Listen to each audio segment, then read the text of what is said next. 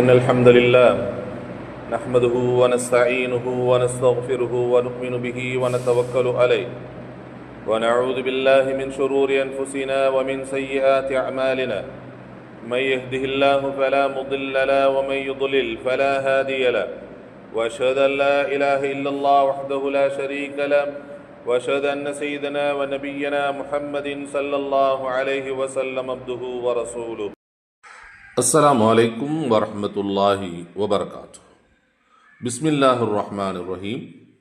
ஒரு கேள்வி: தொழுகையில் சூரத்துல் ஃபாத்திஹாவை ஓதுவதின் சட்டங்களை விளக்குக என்ற கேள்வி எழுப்பப்பட்டிருக்கிறது. பொதுவாக தொழுகையில் சூரத்துல் ஃபாத்திஹாவை ஓதுவது சம்பந்தமாக சில இடங்களில் அறிஞர்களுக்கு மத்தியில் ஒன்றுபட்ட கருத்தும், ஒரு சில இடங்களில் அறிஞர்களுக்கு மத்தியிலே முரண்பட்ட கருத்தும் காலகாலமாக நிலவி வருகின்ற ஒரு சட்டம்தான் இந்த சூரத்துல் ஃபாத்திஹாவை தொழுகையில் ஓதக்கூடிய விஷயத்தில் ஏற்பட்டிருக்கக்கூடிய ஒரு சட்டம். இதில் யாரையும் குற்றமோ குறையோ சொல்லாமல் ஓதுவது தான் கரெக்டு, ஓதாமல் இருக்கிறது தப்பு என்ற ஒரு முடிவுக்கு நாம் வந்துவிடாமல், நான் சூரத்துல் ஃபாத்திஹாவை தொழுகையில் ஓதுவது சம்பந்தமாக இன்ன ஆதாரத்தின் அடிப்படையில் நான் செயல்படுகிறேன் என்ற அடிப்படையில் நாம் என்ன செஞ்சிடணும்னா போயிடணும். அதே மாதிரி ஓதாமல் இருக்கக்கூடியவர்கள் இந்த ஆதாரத்தின் அடிப்படையில் நான் செயல்படுகிறேன் அப்படின்னு அவங்க என்ன செய்யணும்னா அந்த ஆதாரங்கள் அடிப்படையில் சென்று விட வேண்டும். இதில் யாரையும் குற்றமோ குறையோ சொல்லாமல் என்ன ஆதாரங்கள் வந்திருக்கின்றன என்பதை மட்டும்தான் நாம் இந்த ஃபத்வாவில குறிப்பிட்டு காட்டவிருக்கிறோம். இப்போ நாம் எடுத்து வைக்கக்கூடிய அந்த ஆதாரங்களில் எந்த ஆதாரங்களின் மீது உள்ளம் நிலை பெறுகிறதோ அவற்றை எடுத்து செயல்படுத்துவதும், எவை சிறந்த ஆதாரம் என்ற முடிவுக்கு வருவதும் அவரவர்களுடைய விருப்பத்திற்குரியதாகும். ஏன்னா இந்த இஃப்திலாஃப் என்பது, இந்த முரண்பாடு என்பது அறிஞர்களுக்கு மத்தியில் காலகாலமாக இருந்து வரக்கூடிய விஷயம். இது இனி தொடரவும் செய்யும். ஒரு முடிவுக்கு என்ன செய்யாது, வராது. இதில் எது சரி எது தவறு என்பதை இறுதியில் அல்லாஹ் தான் மறுமையில் முடிவு செய்பவனாக இருக்கிறான். அதே என்ன அப்படி எவ்வாறு முடிவு செய்தாலும் கூட அல்லாஹ் என்ன செய்வான் அப்படின்னு சொன்னால், முயற்சி செய்து இந்த ஆதாரத்தின் அடிப்படையில் நான் செயல்பட்டேன் என்று இருக்கின்ற போது அல்லாஹ் அதற்கு அங்கே தண்டனை கொடுக்க போகிறதில்லை. அதுக்கு அல்லாஹ் அது தப்பாக இருக்கும் பட்சத்தில் அதுக்கு அல்லாஹ் ஒரு கூலி கொடுப்பான், சரியாக இருக்கும் பட்சத்தில் அல்லாஹ் 2 கூலி கொடுக்க போகிறான். ஸோ இந்த மனநிலைமையில் தான் கீழ் வருகின்ற ஆதாரங்களை என்ன செய்யணும்னா நாம் நெருங்கி பார்க்க வேண்டும். சரி, இப்போ இதில் முதலாவதாக ஒரு தொழுகையில் ஈடுபடக்கூடிய மனிதர்கள், அது யாராக இருக்கலாம், தொழுகையில் ஈடுபடக்கூடிய மனிதர்கள் 3 நிலைகளில் ஏதாகிலும் ஒரு நிலையில் தான் அவர் இருப்பார். ஒன்று என்னது அப்படின்னா அல் முன்ஃபரித், தனித்து தொழுபவர். இப்போ தனியாக இருந்து நம்ம சுன்னத் தொழுகிறோம், தனியாக இருந்து நஃபில் தொழுகிறோம், தனியாக தஹஜ்ஜுத் தொழுகிறோம், தனியாக துஹா தொழுகிறோம். அது மாதிரி ஒவ்வொரு நேர தொழுகையிலும் முன்பின் சுன்னத்துக்கள் நாம் தனியாக தொழுகிறோம். இவ்வாறு தனியாக தொழக்கூடியவர்களுக்கு அரபியில் என்ன சொல்லுவாங்கன்னா அல் முன்ஃபரிதுன்னு சொல்லுவாங்க. அப்போ தனியாக தொழுகின்ற ஒரு நிலைமை என்று ஒன்று இருக்கிறது. சரி, இரண்டாவது என்ன அப்படின்னா இமாம், அல் இமாம், ஒருவருக்கோ அல்லது ஒரு கூட்டத்திற்கோ இமாமாக நின்று தொழுகையை நடத்தக்கூடியவர் இமாம். அப்போ அவரை நம்ம இமாம்னு சொல்லுவோம். அது ஒரு ஆளுக்கு அவர் இமாமாக நின்று தொலை வச்சாலும் சரி, ஒரு 10 பேருக்கோ அல்லது 1000 பேருக்கோ ஒரு லட்சக்கணக்கான பேருக்கோ இமாமாக நின்று தொழுக வைத்தாலும் அவருக்கு பேர் இமாம் தான். ஒரு ஆளுக்கு இமாமாக நின்று தொலை வைத்தால் என்ன சட்டமோ அதே சட்டம்தான் லட்சக்கணக்கான பேருக்கு இமாமாக நின்று தொலை வைத்தாலும் அவர் அந்த சட்டங்களை என்ன செய்யணும், பின்பற்றியாக வேண்டும். அப்போ ஒரு மனுஷன் ஒன்று தனியாக நின்று தொழக்கூடியவராக இருப்பார், அல்லது பிறருக்கு இமாமாக நின்று தொழுகையின் நடத்தக்கூடியவராக இருப்பார். இது இரண்டாவது நிலைமை. மூன்றாவது நிலைமை என்ன அப்படின்னா அல் மஅமூம், அந்த இமாமை பின்பற்றி தொழக்கூடியவர். அவருக்கு என்ன செய்வாங்க, மஅமூம்னு சொல்லுவாங்க.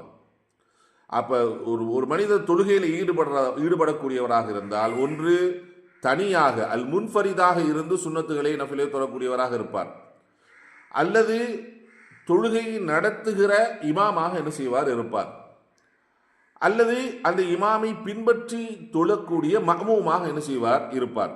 இப்போ இந்த 3 நிலைமைகளில் ஏதாகிலும் ஒரு நிலைமையில் தான் என்ன செய்வோம்னா நாம் தொழுகையில் ஈடுபடுவோம். இப்போ இதில் இந்த தனித்து தொழக்கூடியவர் இருக்கிறாரு அல் முன்ஃபரித், தனியாக தொழக்கூடியவர், அடுத்து இமாமாக நின்று தொழுகையை நடத்துபவர், இந்த 2 பேருக்குமே ஒரே மாதிரியான சட்டங்களை சொல்வதில், சூரத்துல் ஃபாத்திஹாவை ஓதுவதில் ஒரே மாதிரியான சட்டங்களை சொல்வதில் அனைத்து அறிஞர்களும் ஒன்றுபட்ட கருத்தில் இருக்கிறார்.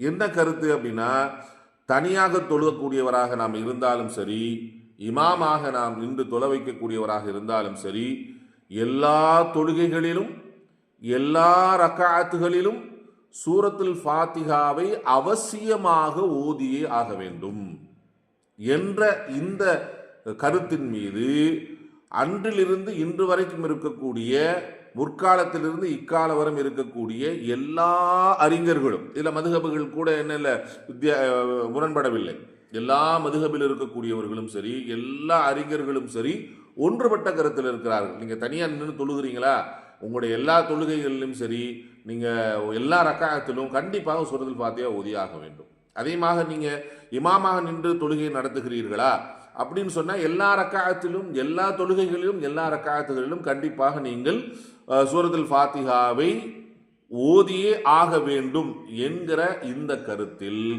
அறிஞர்களுக்கு மத்தியில் எந்த கருத்தும் முரண்பாடின்றி ஒரே கருத்தில் என்ன செய்கிறாங்கன்னா எல்லா அறிஞர்களும் இருக்கிறார்கள்.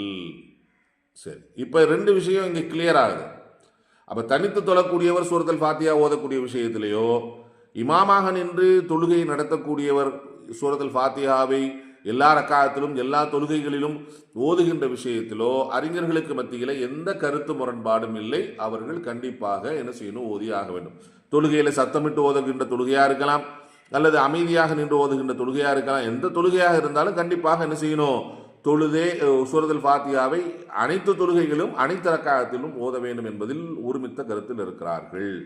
அப்போ இந்த சூரத்துல் ஃபாத்திஹாவை எல்லா ரக்காயத்திலும் எல்லா தொழுகைகளிலும் ஓத வேண்டும் என்பதற்கு அவர்கள் எல்லா அறிஞர்களும் எடுத்து வைக்கக்கூடிய ஒரு சில ஆதாரங்கள் என்னது அப்படின்னா, அதில் முதலாவது அன் உபாதத் பின் சாமித் ரலியல்லாஹு தஆலா அன்ஹு அன்ன ரசூலுல்லாஹி ஸல்லல்லாஹு அலைஹி வஸல்லம், உபாதத் பின் சாமித் ரலியல்லாஹு தஆலா அன்ஹு அவர்கள் சொல்றாங்க, அன்ன நபி ஸல்லல்லாஹு அலைஹி வஸல்லம் ஸல்லல்லாஹு அலைஹி அவங்க கால சொன்னாங்க, லா ஸலாத்த லிமன் லம் யக்ரா பி ஃபாத்திஹத்தில் கிதாப், யார் தொழுகையில் சூரத்துல் ஃபாத்திஹாவை ஓதவில்லையோ அவருக்கு தொழுகை என்பது இல்லை என்று நபி ஸல்லல்லாஹு அலைஹி வஸல்லம் அவர்கள் குறிப்பிட்டிருக்கிறார்கள் என்று உபாதத் பின் சாமித் ரலியல்லாஹு தஆலா அன்ஹு அவர்கள் அறிவித்திருக்கிறார்கள். இந்த செய்தி புகாரியிலும் முஸ்லிமிலும் இடம்பெற்றிருக்கிறது.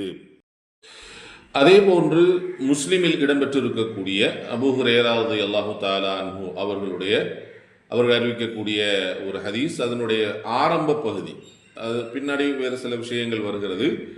அதில் உள்ள ஆரம்ப பகுதி, மன் ஸல்லா ஸலாத்தன் லம் யக்ரா ஃபீஹா பி ஃபாத்திஹத்தில் கிதாப்,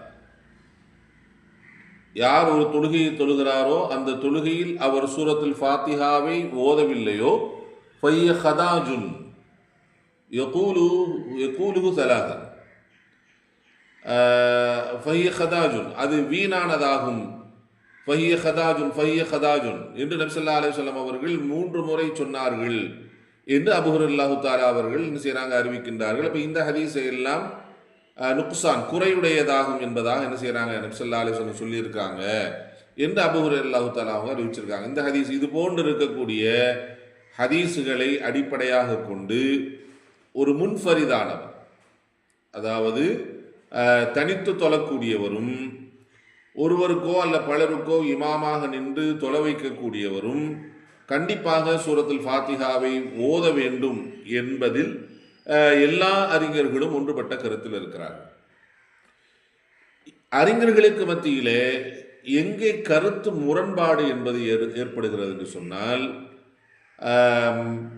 இமாமோடு சேர்ந்து தொழக்கூடிய மஅமூம், இமாமை பின்பற்றி தொழக்கூடிய மஅமூம் சூரத்துல் ஃபாத்திஹா ஓதுவதா இல்லையா என்பதில் தான் அறிஞர்களுக்கு மத்தியிலே முரண்பாடு இருக்கிறது. நல்லா விளங்கிக்கணும். தனித்து தொழக்கூடியவர்கள் சூரத்துல் ஃபாத்திஹாவை ஓதுவதில் எல்லா இதுலேயும் ஓதியே ஆகணும் என்பதில் ஒருமித்த கருத்தில் இருக்கிறார்கள். இமாமாக நின்று தொலை வைக்கக்கூடியவர்கள் எல்லா தொழுகையிலும் சூரத்துல் ஃபாத்திஹாவை சத்தமாகவோ அல்லது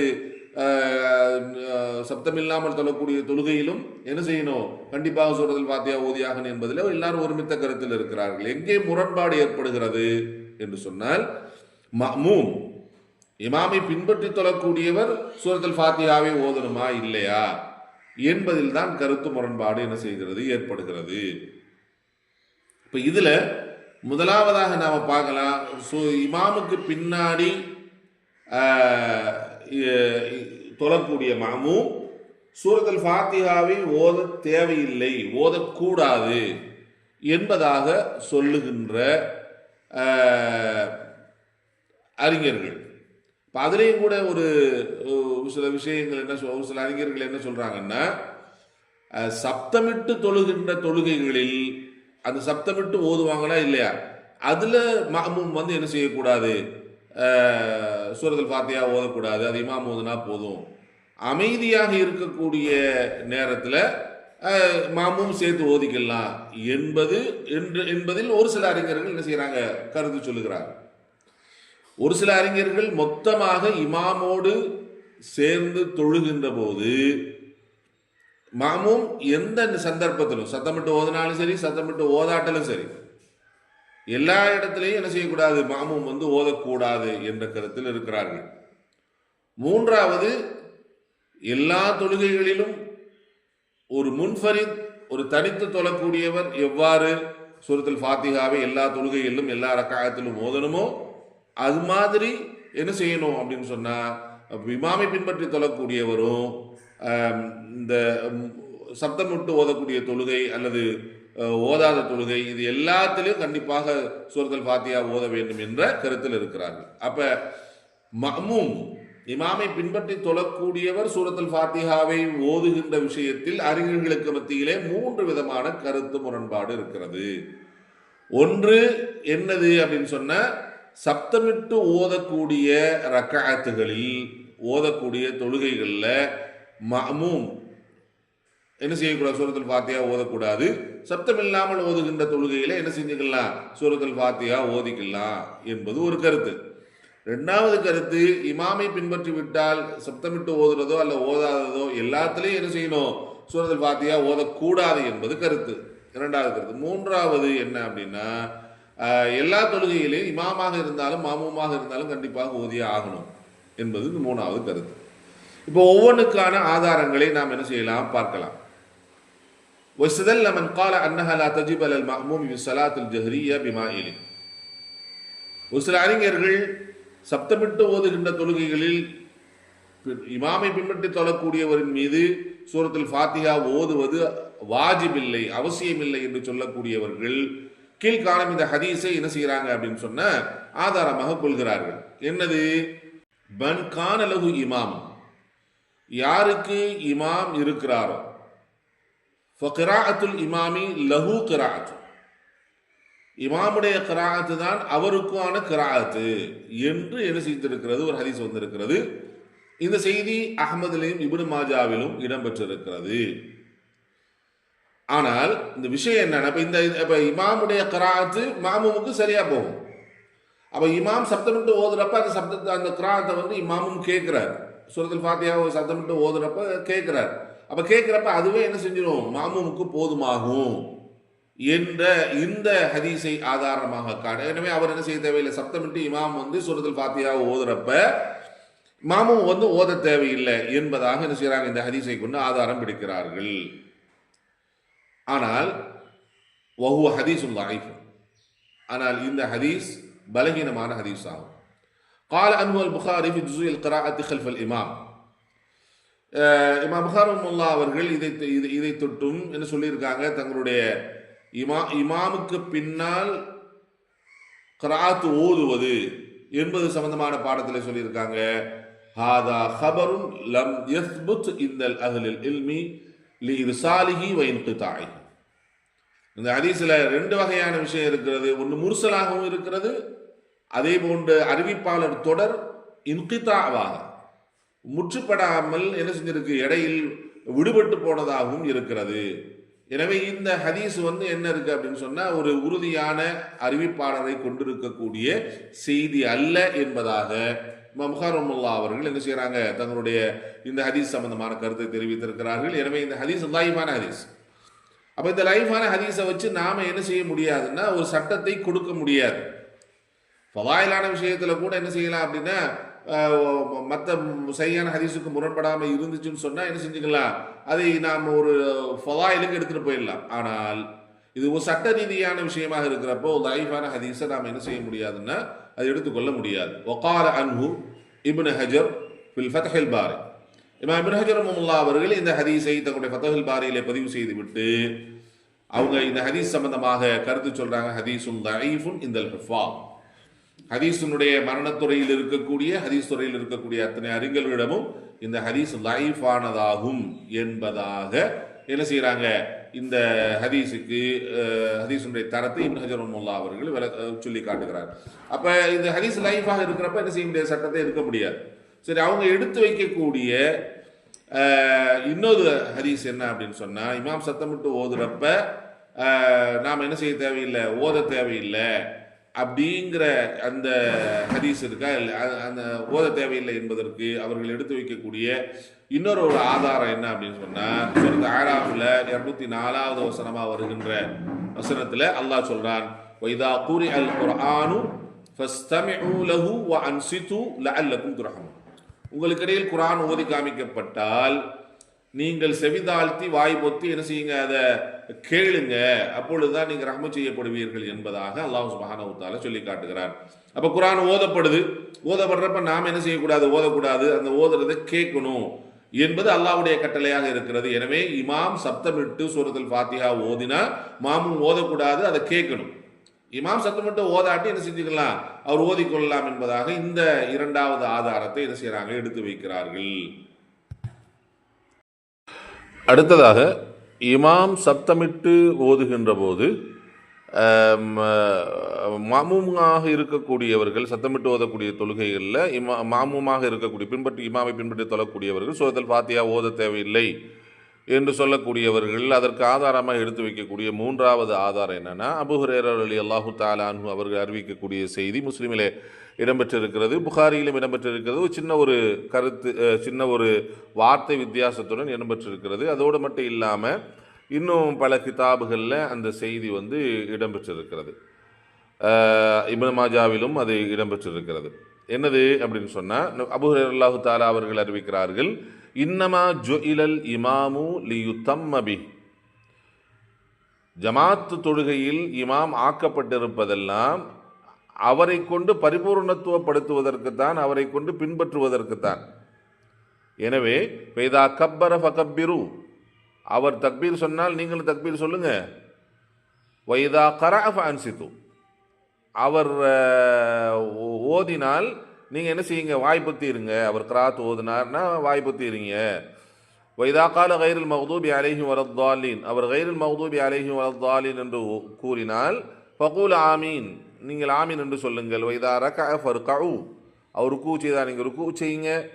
இதா கால சமி அல்லாஹு லிமன் ஹமிதா, அவர் சமி அல்லாஹு லிமன் ஹமிதா என்று சொன்னால் நீங்கள் ஃபகூல் அல்லாஹும்ம ரப்பனா வலக்கல் ஹம்து என்று சொல்லுங்க. வைதா சஜத ஃபஸ்ஜுது, அவர் சுஜூது செய்தால் நீங்களும் சஜதா செய்யுங்க. வைதா சல்லா ஜாலிசன் ஃபஸல்லு ஜுலூசன், அவர் உட்கார்ந்து தொலை வச்சா நீங்களும் உட்கார்ந்து தொழுவுங்கன்னு நபி ஸல்லல்லாஹு அலைஹி வஸல்லம் சொல்லியிருக்கிறாங்க. இது சரியான ஹதீஸ். அப்போ இந்த ஹதீஸில் பார்த்தீங்களா, அப்போ இமாம் சத்தமிட்டு ஓதுனா நீங்கள் என்ன செய்யுங்க, அமைதியாக இருங்கன்னு வந்திருக்கு. அப்போ இமாம் ஓதுனாலே போதுமானது என்று இப்போ இப்படி ஹதீஸ் வந்துக்கிறப்ப சப்தமிட்டு ஓதக்கூடிய தொழுகைகளில் அந்த ரக்காயத்துகளில் மாமூம் ஓத தேவையில்லை என்பதாக இந்த ஹதீஸையும் என்ன செய்கிறாங்கன்னா ஆதாரமாக காட்டுகிறார்கள். இன்னொரு நாலாவது ஆதாரம் என்ன அப்படின்னு சொன்னால், இதே அபூ ஹுரைரா தஆலா அவர்கள் அறிவிக்கக்கூடிய செய்தி அபூ தாவூதுல திர்மிதியில இடம்பெற்றிருக்கிறது. அந்த செய்தி என்ன அப்படின்னா, ஒரு தடவை நபிகள் நாயகம் ஸல்லல்லாஹு அலைஹி வஸல்லம் அவர்கள் தொலை வைக்கிறார்கள். தொலை வைத்து இருக்கின்ற போது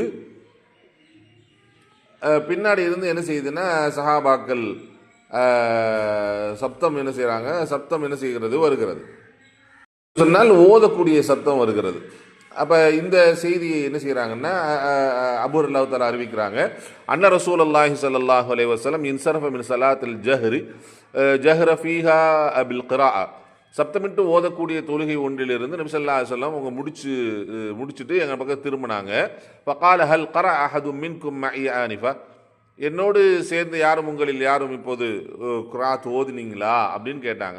ஃபகால ரஜுலுன், அப்போ ஒரு மனிதர் சொன்னால் நஅம் யா ரசூலல்லாஹ், அல்லாஹ்வின் தூதரே நான் ஓதுனேன் அப்படின்னார். ஃபகால ரசூல் ஸல்லல்லாஹு அலைஹி வஸல்லம் இன்னி அகூலு மாலி உனாஸுல் குர்ஆன், உங்களுக்கு நான் சொல்லியிருக்கிறேன் நான் குர்ஆனோடு சண்டை போடவா, எனக்கு என்ன நேர்ந்து விட்டது என்று நான் சொல்லியிருக்கிறேன். அப்படின்னா என்னன்னா அப்படி ஓதக்கூடாது என்பதை அந்த பாணியில் சொல்கிறாங்க. உடனே கால ஃபன்தஹன் நாஸ் அனில் கிராஅத்தி மா ரசூலுல்லாஹி ஸல்லல்லாஹு அலைஹி வஸல்லம் ஃபீமா ஜஹர பிஹி ரசூலுல்லாஹி ஸல்லல்லாஹு அலைஹி வஸல்லம் பில் கிராஅத்தி பி ஸலவாத் ஹீன சமிஉ ذلك மின், எப்பொழுது நபி ஸல்லல்லாஹு அலைஹி வஸல்லம் அவர்களிடமிருந்து இப்படி ஓதக்கூடாது அப்படிங்கிற அந்த கடுமையான அந்த வார்த்தையை அவங்ககிட்ட இருந்து கேட்டாங்களோ அப்பொழுதிலிருந்து எல்லா மக்கள்னா சஹாபாக்களும் நபி ஸல்லல்லாஹு அலைஹி வஸல்லம் சப்தமிட்டு ஓதுகின்ற தொழுகைகளில் கிராத் ஓதுவதை விட்டும் தவிர்த்து கொண்டார்கள் என்று என்ன செய்கிறது, இந்த செய்தி என்ன செய்கிறது, வருகிறது. அப்போ இந்த ஹதீஸையும் என்ன செய்கிறாங்க, ஆதாரமாக காட்டி சப்தமிட்டு ஓதக்கூடிய தொழுகையில் மாமு என்ன செய்யக்கூடாது, ஓதக்கூடாது என்பதாக, சூரத்துல் ஃபாத்திஹா ஓதக்கூடாது என்பதாக என்ன செய்கிறாங்க, சொல்லி காட்டுகிறார்கள். ஐந்தாவது விஷயம் என்னன்னா, ஆதாரமாக இல்லை, ஒரு கருத்து தெரிவிக்கப்படுகிறது. என்ன கருத்து அப்படின்னு சொன்னால், அஞ்சாவது ஆதாரம் வஹுவ அன்னனா இதா அல்ஸம்னல் மஅமூம பில் கிராஅத்தி ஃபமல் ஃபாயிதத்து மினல் கிராஅத்தில் இமாம். இப்போ நாம் இமாமை ஒரு ஜமாத்துக்கு இமாமா ஒருத்தர் நிப்பாட்டியிருக்கோம், அவர் தான் கிராத் ஓதுறாரு, அவர் தான் சூரத்துல் ஃபாத்திஹா ஓதுறாரு, அவர் ருக்கு செஞ்சால் நாம் ருக்கு பண்ணணும், இப்படிலாம் இருக்கிறப்ப அப்போ கிராத்தை மட்டும் என்ன அப்படின்னா அவரும் ஓதுறப்ப நீங்களும் ஓதணும் அப்படிங்கிற மாதிரி ஒரு நிலைமையை கொண்டு வந்தோம்னா அப்போ இமாம் இருக்கிறதுக்கு என்ன அர்த்தம் இருக்குது, என்ன ஃபாய்தா இருக்கிறது என்பதாக ஒரு கேள்வி என்ன செய்ய கேட்கப்படுகிறது. இப்போ இந்த 5 ஆதாரங்கள், அந்த 5 ஆதாரங்களில் மொதல் ஆதாரத்துக்கு நம்ம பதில் சொல்லிட்டோம். இப்போ இப்படியெல்லாம் சொல்லிட்டு இப்போ என்ன செய்யக்கூடாது அப்படின்னா, இமாம் சப்தமிட்டு ஓதுகின்ற தொழுகைகளில் மாமும் என்ன செய்யக்கூடாது, சூரத்துல் ஃபாத்திஹா ஓதக்கூடாது என்பவர்கள் என்ன செய்கிறாங்க, இந்த ஆதாரத்தை காட்டுறாங்க. இன்னொரு விஷயம் என்ன அப்படின்னா, இதே ஆதாரங்களை காட்டி மொத்தத்துக்கு என்ன செய்யக்கூடாது அப்படின்னு சொன்னால், இமாம் ஜமாத்தோடு தொழுகின்ற போது அது சப்தமிட்டு ஓதக்கூடிய தொழுகையாக இருக்கலாம், அல்லது சப்தம் இல்லாமல் ஓதக்கூடிய தொழுகையாக இருக்கலாம். எந்த தொழுகையிலும் இமாமோடு சேர்ந்து தொழுதா சூரத்துல் ஃபாத்திஹா மாமு ஓதக்கூடாது என்று சொல்லக்கூடியவர்களும் இதே ஆதாரங்களை என்ன செய்கிறாங்க, எடுத்து என்ன செய்கிறாங்க, காட்டுகிறார்கள். அதில் குறிப்பாக பார்த்தால் ஹனஃபி மதுஹபை சார்ந்தவர்கள் என்ன செய்கிறாங்கன்னா, இந்த ஆதாரங்களை எடுத்து வைத்து இமாமுக்கு பின்னாடி ஓதக்கூடாது, இமாமை பின்பற்றுவதற்குத்தான் என்பது போன்ற விஷயங்களை என்ன செய்கிறாங்கன்னா எடுத்து சொல்லி காட்டுகிறார்கள். அப்போ இதில் இந்த கருத்து, அப்போ இதே ஆதாரத்தை வச்சு மொத்தத்துக்கு ஓதக்கூடாது என்று சொல்லக்கூடியவர்களும் என்ன செய்கிறாங்கன்னா இதே ஆதாரங்களை எடுத்து வைக்கிறார்கள். இன்னொரு ஹதீஸ் என்ன அப்படின்னா, கிராஅத்துல் இமாமி கிராஅத்துல் மஅமூமி என்று ஒரு ஹதீஸ் வருகிறது. இமாமுடைய கிராஅத்து தான் மாமூமுக்கு போதுமானதாக இருக்கிறது என்ற என்ன ஹதீஸும் வருகிறது. அதையெல்லாம் காமிச்சு மொத்தத்துக்கு ஓதக்கூடாது என்பதாக சொல்கிறாங்க. அப்போ இதற்கு என்ன பதில் என்பதாக நாம் கேட்கின்ற போது, இந்த எல்லா நேரத்திலும் இமாமோடு சேர்ந்து தொழக்கூடியவர்கள் சூரத்துல் ஃபாத்திஹா ஓதணும் அப்படின்னு சொல்லக்கூடியவர்கள் இந்த 5 ஆதாரத்திற்கு என்ன பதில் சொல்கிறாங்க அப்படின்னா, முதல் ஆதாரம் என்னது, ஒரு ஹதீஸ், அதுக்கு நம்ம ஏற்கனவே பதில் சொல்லிட்டோம். அந்த ஹதீஸ் என்ன இருக்குது, அஹ்மதுலையும் இப்னு மாஜால இடம்பெற்று இருக்கிறது. ஆனால் அது என்னது, லைஃபான ஹதீஸு. இமாம் புகாரி ரஹ்மத்துல்லாஹி அவர்களும் என்ன செய்கிறாங்கன்னா, இது அதனுடைய சனது முன்கத்தியாக இருக்கிறது, தொடர்படியாக இல்லை, அது முர்சலாகவும் இருக்கிறது, இது உறுதியான செய்தி இல்லை என்பதாக இமாம் புகாரி ரஹ்மத்துல்லாஹி அவர்களும் குறிப்பிட்டிருக்காங்க. ஷேக் இமாம் இப்னு ஹஜர் ரஹ்மத்துல்லாஹி அவர்களும் தன்னுடைய ஃபத்ஹுல் பாரியில் இது வந்து லைஃபான ஹதீஸ்னு சொல்லிட்டாங்க. அப்போ முதல் ஆதாரம் வந்து லைஃபானது, அந்த லைஃபான ஹதீஸை கொண்டு நம்ம சட்டம் எல்லாம் எடுக்க முடியாது அப்படிங்கிறது சொல்லிட்டோம். அல்லாஹ் சொல்றான், இதா குரியல் குர்ஆன் வஸ்தமிஉ லஹு அன்சித்து லஅல்லகும் துர்ஹமூன், குர்ஆன் ஓதப்பட்டால் நீங்கள் செவிதாழ்த்தி கேளுங்கள் அப்படின்னு அல்லாஹ் சொல்றான்ல. அப்போ அந்த ஆதாரத்தை எடுத்து வச்சு அப்போ குர்ஆன் ஓதப்படுகின்ற பொழுது அமையத்தானே இருக்கணும் அப்படின்னு சொல்றாங்கல்ல. அப்போ இதுக்கு என்ன மறுப்பு இவங்க சொல்றாங்க அப்படின்னு சொன்ன ஷேக் இப்னு உஸைமீன் ரஹ்மத்துல்லாஹி அவர்கள் தங்களுடைய அல் முமத்தஅ அப்படிங்கிற அந்த நூலில் நுஜீபு அன்ஹா அதை தொட்டு நாம் பதில் சொல்கிறோம். அன்னஹா ஆமா, இது பொதுவான ஒரு கட்டளை.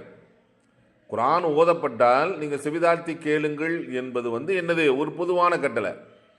இது வந்து தொழுகைக்கு மட்டும் உள்ளதா அப்படின்னா இல்லை. பொதுவாக வெளியில் எங்கே குர்ஆன் ஓதப்பட்டாலும் செவிதாழ்த்தி கேட்க வேண்டும் என்பது அல்லாஹ்வுடைய கட்டளை. இது தொழுகைக்கு மட்டும் உண்டானதில்லை, பொதுவான விஷயம். அப்படி இருக்கிறப்ப ஆனால் ஒல் அம்ரு பி கிராஅத்தில் ஃபாத்திஹத்தி அஹஸ்ஸு மின்ஹா, ஆனால் தொழுகையில் சூரத்துல் ஃபாத்திஹா ஓத வேண்டும் என்பது ஒரு தனிப்பட்ட விஷயம், ஒரு குறிப்பாக்கப்பட்ட ஒரு விஷயம். வைதாக்கான அஹஸ்ஸு வஜப தக்தீமுல் அஹஸ், ஒரு செய்தி, ஒரு அஹஸ்ஸானது ஒரு தனிப்பட்ட விஷயம், அது தனியாக சொல்லப்பட்டிருக்கிறது, இது ஓதுவது வாஜிப் என்று சொல்லப்பட்டிருந்தால் அந்த வாஜிபை முற்படுத்துவது என்னது, அதுதான் என்னது வாஜிபு, அதுதான் வந்து வாஜிப்.